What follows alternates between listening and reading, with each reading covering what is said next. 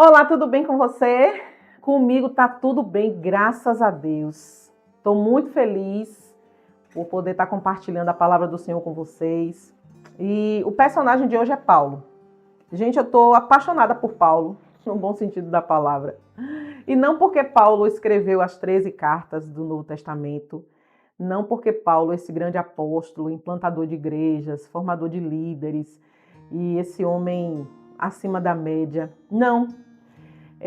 O que tem me apaixonado em Paulo, de verdade, são os detalhes, são coisas orgânicas e simples, muito simples.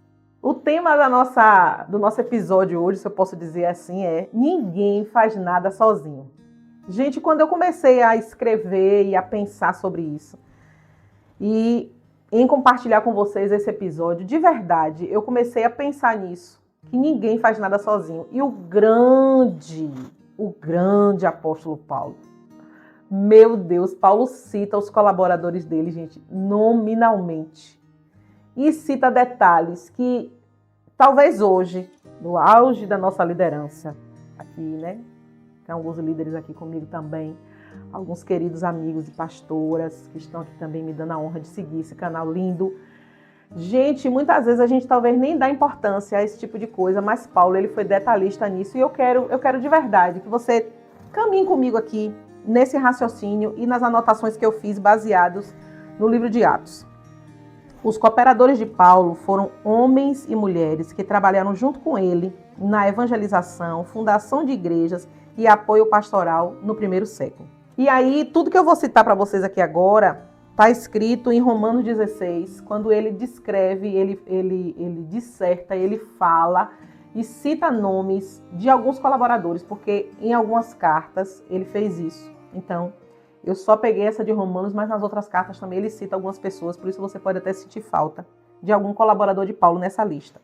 Irmãos como Estéfanas, Fortunato, Acaico, Epêneto, o primeiro convertido na província da Ásia, ele coloca esse detalhe.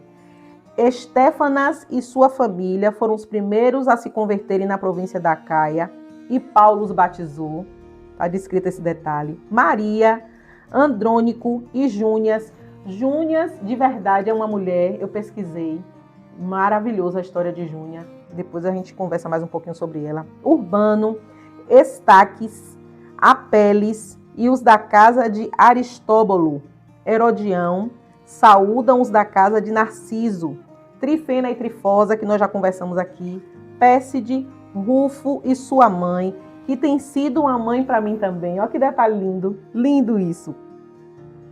Assíncrito, Flegonte, Hermes, Patrobas, Hermas e os irmãos que estão com ele, saúdem Filólogo e Júlia, Nereu e sua irmã, Olimpas e todos os santos que estão com eles, Técio, Gaio, Erasto e o irmão Quarto. Romanos 16. Tudo isso está descrito lá em Romanos 16, os nomes lindos, um monte de trava-língua para a gente poder falar aqui, mas é interessante como esse líder extraordinário parou para citar o nome desses colaboradores. Mas eu estava pesquisando e claro que Paulo teve aqueles mais próximos, como Cristo teve. Paulo também teve. Então Barnabé foi o primeiro a apoiar Paulo no início do ministério. Silas, companheiro na segunda viagem missionária de Paulo, preso e açoitado junto com ele. Priscila e Áquila, que a gente já fez um vídeo aqui maravilhoso, evangelizou com Paulo e cedeu a sua própria casa para a realização dos cultos. Timóteo, seu amado filho na fé, que Paulo preparou para o ministério e liderou a igreja em Éfeso. Tito, jovem missionário de confiança, enviado para organizar igrejas e liderar na ilha de Creta. Lucas, o médico amado, é assim que Paulo cita ele, o autor do Evangelho de Lucas e de Atos dos Apóstolos, não só registrou as viagens de Paulo, mas cuidou dele como médico. O que podemos aprender com o apóstolo Paulo nesse quesito? Parece que eu estou falando de uma coisa desconectada desse mundo que a gente está vivendo, cheio de violência, cheio de guerras e tantas más notícias. E os jornais fazem questão de mostrar tudo o que está acontecendo. Não, eu não estou querendo lhe alienar, eu não estou querendo levar você para um lado lúdico de ver somente as coisas boas. Como líder, eu quero falar para você que sim, a gente precisa valorizar a equipe que caminha com a gente. A gente precisa valorizar os pequenos e os grandes que passam pela nossa vida e contribuem de uma forma ou de outra para que a nossa caminhada e o nosso chamado seja mais leve. E Paulo fez isso. O líder não faz nada sem a sua equipe. A gente não faz nada sem ter colaboradores, a gente não consegue colocar em prática o projeto que Deus nos confiou sozinhos. A gente precisa de uma equipe, a gente precisa de irmãos. O líder curado não se sente ameaçado pelo crescimento do seu liderado. Jamais. O líder guiado por Deus é o maior incentivador e encorajador da sua equipe. Ele confia.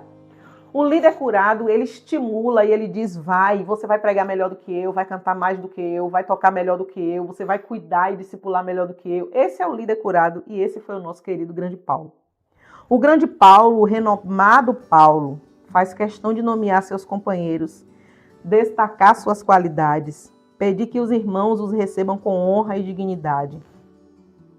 Que nós, pastores e líderes, discipuladores, possamos seguir o exemplo dele e valorizar quem caminha na missão do Rei e do reino conosco.